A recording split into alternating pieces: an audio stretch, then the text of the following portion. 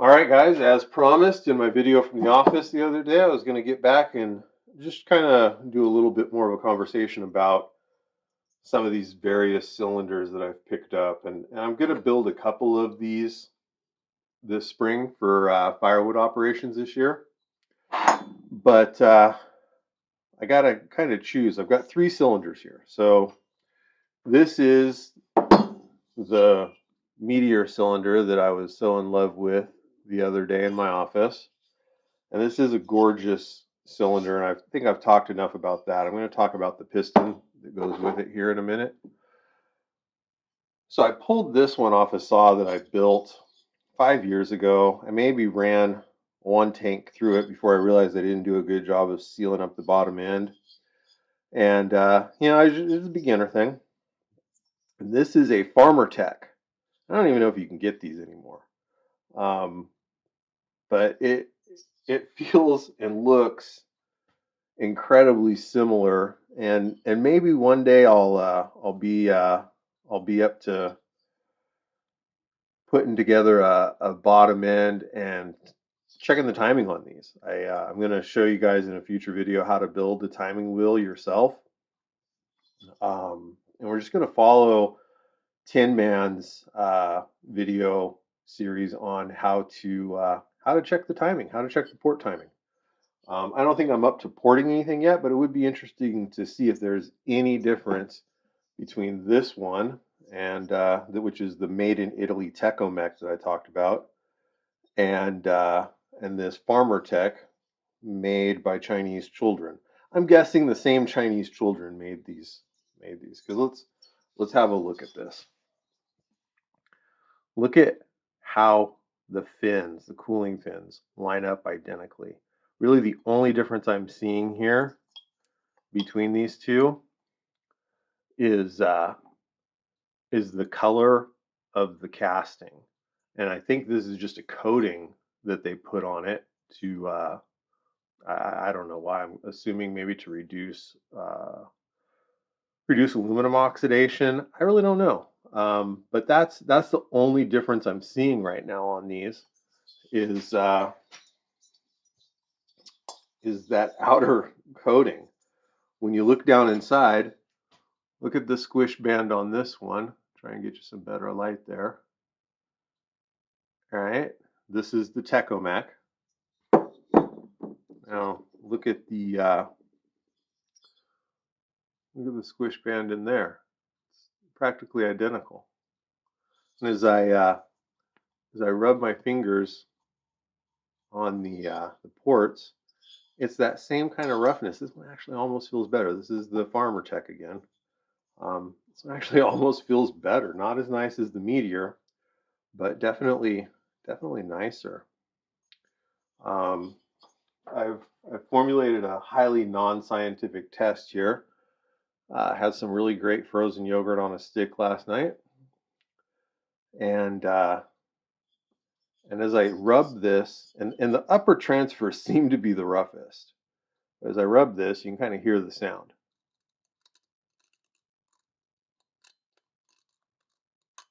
You hear how it's catching on stuff in there? And then we do the same test on the upper transfer on the Tecomec. I'm not really changing the pressure. I got nothing to win or lose here. Nobody's paying me. I got 6 views on my first video so far. I'm pretty excited about that. So then here's the Meteor. I'm going to rub on its upper transfer. See how quiet that is? I think it's smooth. Now here's the deal. I don't know anything about how to smooth out these upper transfers. I'm going to get after it with some sandpaper, kind of like Tin Man showed after one of his porting videos. He did a little demonstration on smoothing out the chamfers around where he ported. So I'm going to try that. But yeah, right in here, hear all that chatter as the stick goes across there?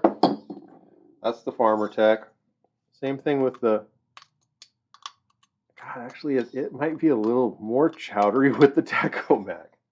But if you get after this one, just smooth as a whistle. God, I really like that.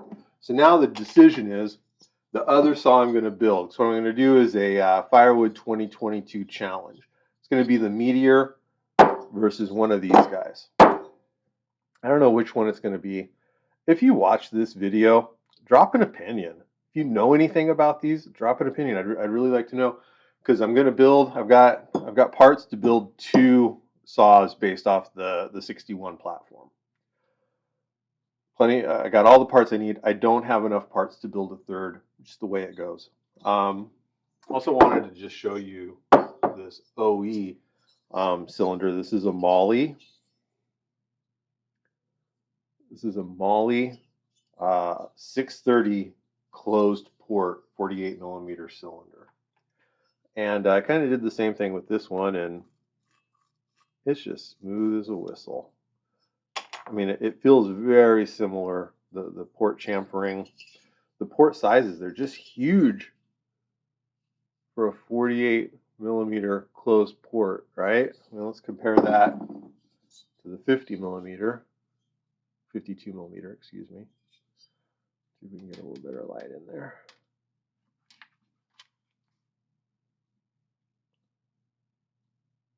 Big ports. You compare them side by side.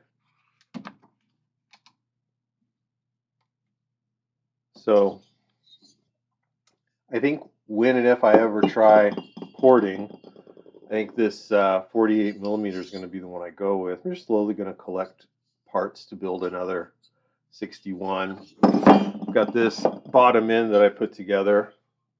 I used Mattio's kit for pulling the case halves together and followed his instructions pretty closely, and it came out really nice. It's nice and smooth. So I'm going to build something up on this here in the next week or so. I'll bring you along for that. Let's talk about the pistons for a second. This is the Tecomec piston. I don't know if you guys will be able to see the scale or not. I'll try and get you in here for it.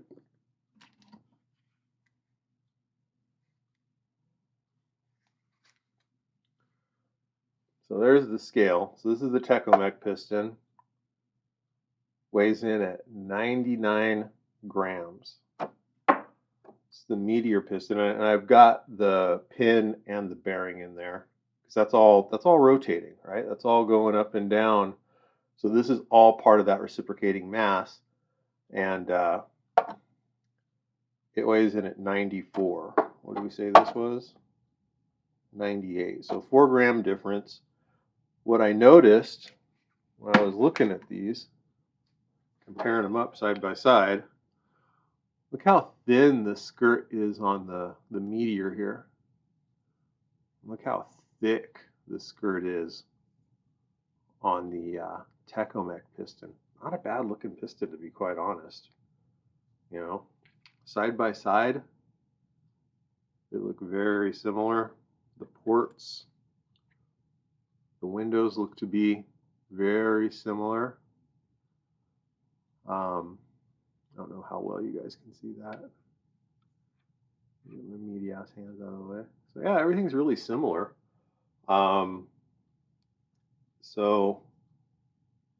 And I haven't pulled the piston off of the bottom end that I pulled that Farmertech unit out of.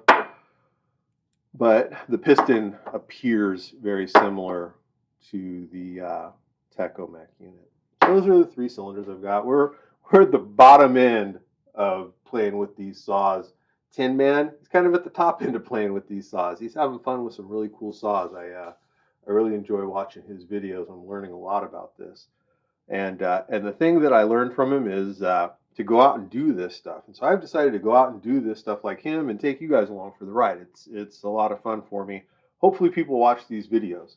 I don't know if I pointed out yet, but remember I was complaining about the clearance issue on that Tecomec cylinder? That's just disgusting. You shouldn't be sending out a product like that. Shouldn't be paying. I mean, I know I only paid 75 bucks for this brand new. I don't feel like I should pay 75 bucks for something that's so poorly thought out. When I got this used for 75 bucks, perfect condition, and they thought about it. They had the presence of mind to cast in reliefs for that bolt to go down. That's just a glaring issue to me. God, and I don't know why I'm so hung up on it. The other thing I like here is the skirt down here of the cylinder. It's not beveled. You getting that on camera? There's no bevel there. I don't know what this bevel's about, but and maybe it's just to make installing the cylinder or the piston easier. This one has a little defect on it. I don't know if you can pick that up. A little defect right there. I've got to sand down, but I got to go over these ports. So anyways, I don't know which one I'm going to build. I might go Italian versus Italian, assuming that's really Italian. I feel like there's a little fugazi going on here, and these I believe for sure this one lived in Italy before it came here. This one, I'm pretty sure it came straight from the Chinese children. So I don't know. I think I'm going to go Italian versus Italian. If you've got an opinion, throw it in there. If you think I should build up on this year, let me know. This is the OE 630, Johnston 630 cylinder, 48 millimeter bore. And here's the deal. I mean, I'm not married to the idea of having to have 52 millimeter bores, because when I'm cutting firewood, I'm not done till the trailer's full, right? So as long as there's wood on the ground, I'm still working. If let's say each cut takes me an extra 5 seconds with this 48 millimeter cylinder on the saw, right? So and I take, I buck 3 or 4 trees, right? So I'm taking probably 20 cuts per tree, 3 trees. I'm taking 60 cuts, and you got your limbing and whatnot. So 5 seconds a cut, 60 cuts. That's what, an extra 300 seconds. What's that work out to? 5 minutes, 10 minutes? In the grand scheme of things, I'm up there for 8 hours cutting that wood, giving it at least one split, and tossing it in the trailer and stacking it up. The time it takes me to get through the cuts, that's not that big of a deal. Honestly, I think for the quality of the build quality of this cylinder, and if I did a little port work, I might have some fun with that. But for the quality of this cylinder versus this junk back here that I'm just thoroughly unimpressed with, I think these would probably go toe to toe. And if you've got an opinion on that, let me know in the comments. I have a feeling if I built on this one, I'd probably not be disappointed either way. So I don't know what I'm going to build.